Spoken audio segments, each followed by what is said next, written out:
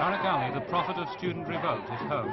After 5 years of preaching revolution in Britain, he's finally gone to practice the real thing. His new battleground is Pakistan, where students have all but defeated an unpopular government. Tonight, World in Action follows Tariq Ali back to Pakistan, home for revolution. When police in Pakistan shot a student 3 months ago, they set off a conflict they could not control. Every section of the people followed the students into the streets, protesting against the government. Over 100 people died in clashes. After 10 stable years, the president, Field Marshal Ayub Khan, was in trouble. Ayub Khan and his army came to power in 1958 with a bloodless coup that swept away the corrupt politicians. Ayub was a tolerant and popular dictator. He introduced reforms to break the power of the big feudal landlords and attacked corruption. Soon, his popularity assured, Ayub Khan eventually felt safe enough to introduce a measure of controlled democracy. It was not enough.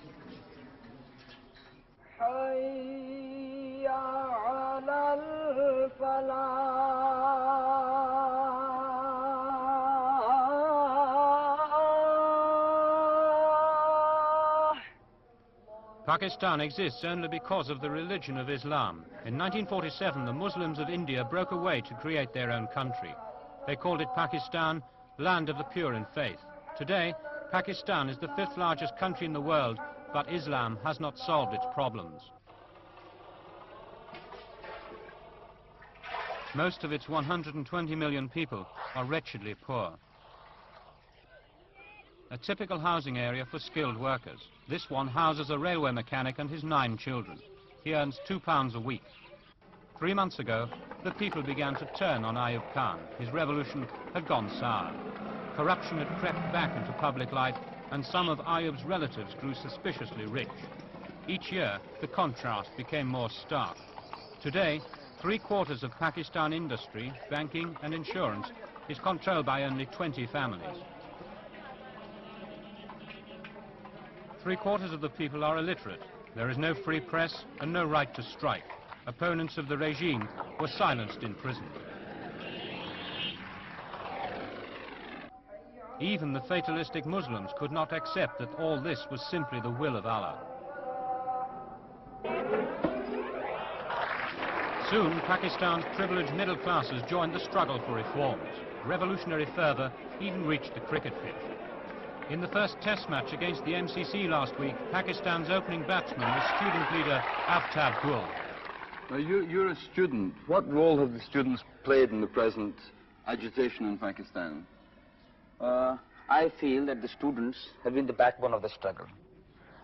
Before this agitation started, the old guard of the politicians, they used to say that students should not take part in politics, that students should keep away from politics. I mean, they should divorce themselves from the mainstream of life in the country. But in this agitation, which started about 100 days ago, Bhutto and Asghar Khan, both of the national leaders, they came out very categorically, and they said that the students started this movement, they've sustained it, and they are a part of it.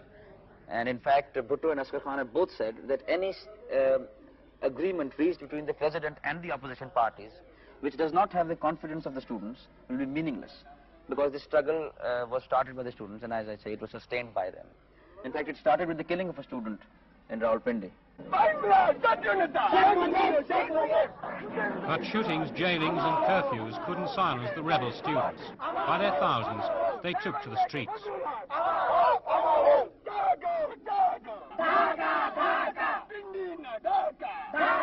In London, Tariq Ali heard the call and prepared to return. Why are you going back to Pakistan?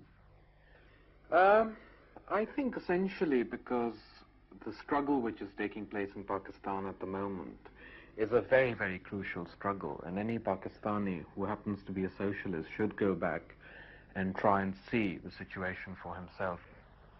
In a way, you've been ready-made to take over the leadership of the student movement in Pakistan. Will you try to do this? No, I won't try to do it because, you know, I think it would be A, be very unfair on the student movement, and B, be very unfair on myself because I haven't been to Pakistan for 5 years. I haven't participated in the particular struggle which is going on at the moment. I will certainly give them any help if they need it or speak at meetings they want to organize. But ideally, I would just like to sit back for a few weeks and observe what's going on before making any decision. Why did you leave Pakistan in the first place? I got admitted to Oxford, and that seemed good enough a reason for coming to continue my university education. But my parents and most of their apolitical friends felt that it was in my best interests to get me out of the country when they did, because the situation was becoming more serious. And I think, in retrospect, that they were right. How did you manage to debate political issues then under these conditions? We used to try and circumvent the repression by having debates on humorous subjects. For instance, there's a local Pakistani drink very popular with the peasants called lassi, made of its form of buttermilk. And we had a debate. The subject was lassi is better than Coca-Cola, which in fact turned out to be a harangue against American imperialism. If I'd stayed in Pakistan, there's no doubt I would probably have got involved in some struggle or the other and been locked up for 5 years. Many people in Britain would say you've abused the hospitality of your host country by creating trouble. I don't think in those terms at all, in host country or guest country or whatever you like. I mean, British imperialism exploited India for 200 years. I've only been here for 5 years. Don't you think you perhaps have contributed to being, actively disliked by large sections of the British people? I wonder whether I am, in fact. This is what I keep reading in the Daily Express and the Daily Mirror and other similar newspapers. Yet I have traveled fairly widely in Britain. I've spoken to a fairly wide variety of audiences, and certain audiences, there were a hell of a lot of shop stewards and young workers, and their reception to me has been fairly friendly, despite both my politics and my color. But, I take your point. I think that there are large sections of the working class who are hostile, both to blacks and to students, and even more so to black students. Some of the hostility to you here hasn't contributed to your decision to return to Pakistan? No, not at all. If I think, I'm sort of probably perverse enough that if the press started a campaign saying get out soon, I probably would decide not to go. So you don't feel in any sense you're being forced out of Britain? Not at all. And, it's quite possible that I might return at some stage or the other. But I don't feel I'm being forced out at all. The thing is, unfortunately, that one knows that going away will give great pleasure and joy to James Callaghan and various other assorted reactionaries in this country, but I think that is something which one has to accept. But some Pakistanis obviously felt Ayub Khan had troubles enough without Tariq Ali. Well, I did receive a visit from the Deputy High Commissioner the other day, who came round to the Black Dwarf offices, which I don't think were exactly the sort of atmosphere he liked moving in, and told me very subtly, very nicely, in a sort of father-son attitude, that if I went back because of my political views and my being politically to the left of every known politician in the country, the extreme right, he was referring to the equivalents of the Muslim Brotherhood, might be very tempted to kill me or intimidate my family in some way, and perhaps I shouldn't go back. But I told him very clearly that I'd be making up my mind on my own, and that this really wouldn't have any effect on me. I think, he was trying to say something, but I preferred not to listen. 10 days ago, Tariq Ali slipped out to Germany and quietly caught a plane for home. To be very honest with you, I am very afraid. It is a bit frightening, but when one sees Pakistani students, in some cases, bearing their chests and going in front of army units guarding the president's house and saying, "Shoot us," well, one is very inspired.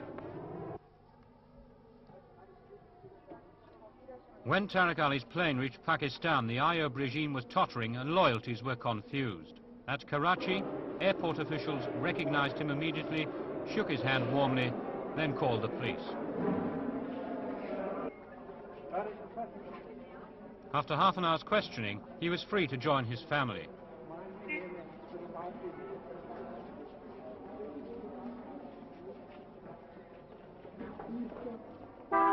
Tariq Ali's parents are both active in politics. His father was editor of the Pakistan Times until the government took it over and his mother leads an organization of left-wing women. I can speak the native languages, you know, with perhaps more ease than I can speak English. So, I mean, perhaps they've got a bit rusty because I haven't done public speaking in them for 5 years, but certainly I will be able to make my voice heard.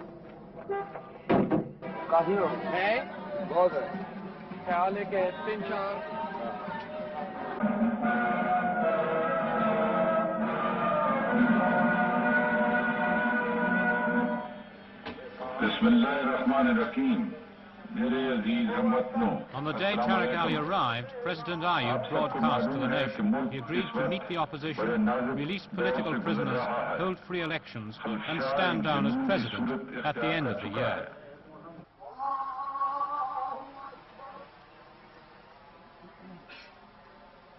Ayub Khan had capitulated.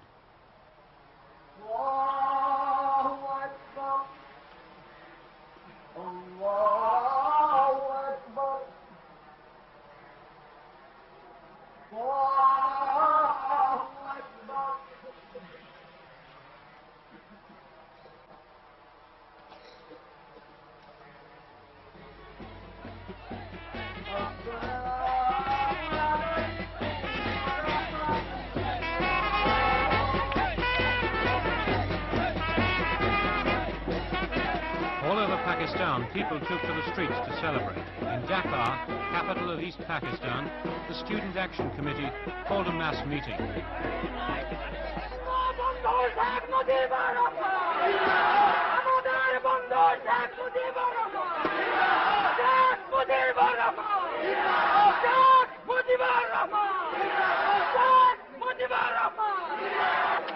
Nearly 1 million people came to the Dhaka students' meeting. The people of East Pakistan have an extra grievance against Ayub Khan. They feel that East Pakistan is little more than an exploited colony governed from West Pakistan over 1,000 miles away. The people in the East want more control over their own province, and now they look like getting it.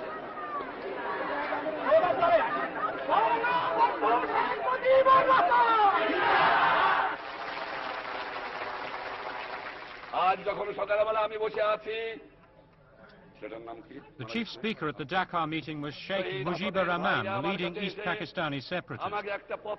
Sheikh Mujibur Rahman had been released only the previous day after serving 33 months in Ayub's jail. He now declared his readiness to negotiate with Ayub Khan. All Dhaka seemed to have turned out to greet him.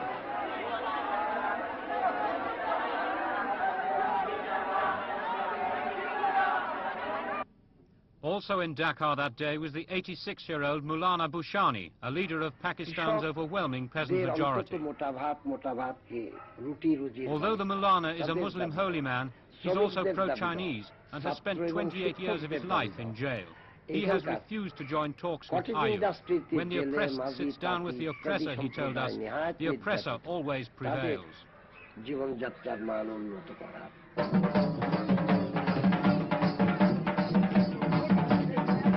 1,000 miles away, West Pakistan also celebrated Ayub's climb down. At Lahore, crowds stopped the plane on the runway to greet another left-wing opponent of Ayub, Mr. Ali Bhutto.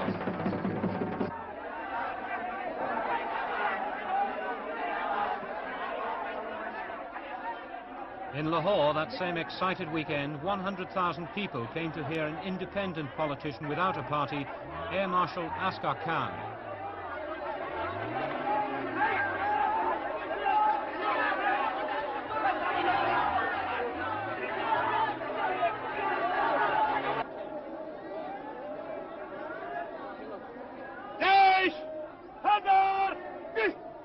There were no disturbances. The stewards and their shovels saw to that.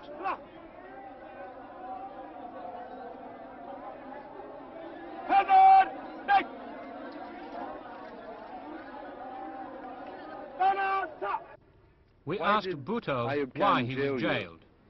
Because I had begun a people's movement for the restoration of people's democratic rights and for the establishment of a just and an egalitarian system in Pakistan. And as I spearheaded that movement, he found it necessary to get me out of the way. How long were you in prison? for approximately 3 months. Was the Ayub Khan government particularly repressive? Ayub Khan's government had not been repressive, Ayub Khan might not have faced some of the problems he is facing today. Ali Bhutto was once Ayub's foreign minister and forged strong links with China. He demands an end to Pakistan's alliance with America and the takeover of big business. Most people in Pakistan make charges of widespread corruption at a high level in government. Now, you are a member of that government. Can you confirm those charges of corruption? Well, I can confirm them without having been a member of the government. There has been a great deal of corruption. I think it's widespread and it's well known. And it exists at the highest levels, you feel? It existed at the highest levels, and that is one of the reasons why the regime is facing these days. Ex-chief of the Pakistan Air Force, Air Marshal Asghar Khan, has strongly criticized Ayub Khan. Well, the corruption is something that, of course, is very difficult to completely eradicate. But again, a free press would have played, I think, some part in providing checks. It does affect the people directly. In an economy like ours, which is highly controlled, you have to have permits to have almost anything done, because it's limited amount of foreign exchange is available, for example, for the import of certain commodities, and even the construction of various factories or installations requires the use of limited resources. So it is done by permits, and these permits have been widely used. I'm talking of corruption now at a higher level for political purposes. They've been given to people who are politically influential, or who can help to sustain the regime. That has been the most obvious kind of corruption at a very high level. Many of the workers and students think that, in fact, the concentration of power in the so-called 20 families in Pakistan who own about 3/4 of industry and banking insurance is something that shouldn't be allowed to continue. Will something have to be done about those 20 families? I think any government that comes into power in Pakistan would have to do something about distributing the wealth amongst the have-nots. I think that's very important. And I don't know whether 20 families or sometimes they will say 22, but there are certainly a few families that have the larger share of the business and industry in Pakistan. And that is something that people do not like. The house of Rafiq Saigal, member of one of Pakistan's 20 richest families. Mr. Saigal, as a businessman and from the point of view of the business community, was Ayub Khan's government a good government? Yes, it was, because its policies were geared towards achieving maximum production and maximum investment. And this is something which the business community always likes. Opposition politicians complain that there is a large degree of corruption, and most of this is in connection with business contracts, and the 20 families are very deeply implicated in this. As far as their implications with the corruption are concerned, I think there is a certain amount of black sheep in every community, and perhaps there are some in ours also who want to make a quick rupee. But by and large, I think they have contributed, tried to stay away from this sort of element. We spoke to a member of one of the 20 families, Mr. Saigal, today. What would his fate be under a government which followed your principles? It's difficult to say now, but we do intend to rationalize our economic system, and in that process of rationalization, if certain adjustments have to be made, then they will be made. Politicians like Bhutto and Bhashani say that if they come to power, they will nationalize concentrations of wealth like yours. Does this prospect frighten you? No, it doesn't, because I'm confident that unless we can build the managerial skills and create the technocrats that are necessary to run nationalized industries, there will still be a place for members of these 20 families in the management of these nationalized industries. But there is a possibility they might take over your wealth and your industries. That doesn't frighten me. Whatever I have, Pakistan gave me, and I'm quite prepared to give it back to Pakistan. Does it ever worry you that there are perhaps 100 million very poor people out there, and you're a very rich man, and someday they might come and try and take it from you. Yes, it does worry me. And I'm not so much concerned about their taking away the wealth. I'm more concerned about my personal safety. But in the top 20 families, the instinct of self-preservation is strong. Already they're said to be giving money to sympathetic opposition parties. The parents of Tariq Ali are also prosperous, but they are more radical. The divisions here in Pakistan between rich and poor seem to be very great. Do the rich people, in fact, care very much about the peasants and about the workers? The division is indeed very great, and to my mind, it is becoming sharper as time passes. The cliche is very true that the rich are getting richer and the poor are getting poorer. And the vast majority of the upper classes care very little for the poor classes. Or they don't, it's not that they don't care, but they don't seem to know or realize that there's so much poverty. Mrs. Khan, you're secretary of the Democratic Women's Federation here in Lahore, and you help organize the wives of workers. What kind of conditions do those wives have to contend with? Well, they live in very small rooms, where about 8 or 9 of them have to live in one room. And the wages of an unskilled laborer is about 80 rupees a month. And they find it very difficult to live in that money. That's about £8 in British money a month. A little less than £8. The mere fact that every politician considers it necessary to talk of socialism, to my mind, indicates very clearly that there is no other way out, that even politicians who are not serious about the matter have to put forward that as a policy to get some measure of support from the people. I'm afraid most of them have not political programs which are honest, which are earnestly meant. Most of them are certainly interested in getting rid of the present dictatorial regime. But I do not feel that the political parties, as they are organized today, are seriously interested in going further towards the establishment of a genuinely socialist society in Pakistan. Your son Tariq would advocate very revolutionary left-wing solutions to the problems of Pakistan. How far would you go in agreeing with him on that? I think, generally speaking, I tend to agree with most of the theories which Tariq adumbrates, but I wouldn't say that I agree with him in detail with everything that he has to say.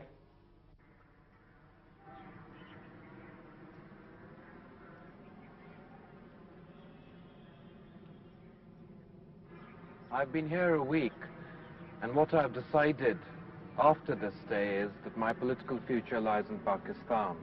So what I intend to do is to go back to England, wind up the various businesses and affairs I'm involved in, and then come back and settle here. Because I think even if you come back here after 5 years, as I have come, you will see that Pakistani politics are real, that they are involved, that they are concerned with day-to-day issues, and that the masses of people in this country involved, completely unlike Britain.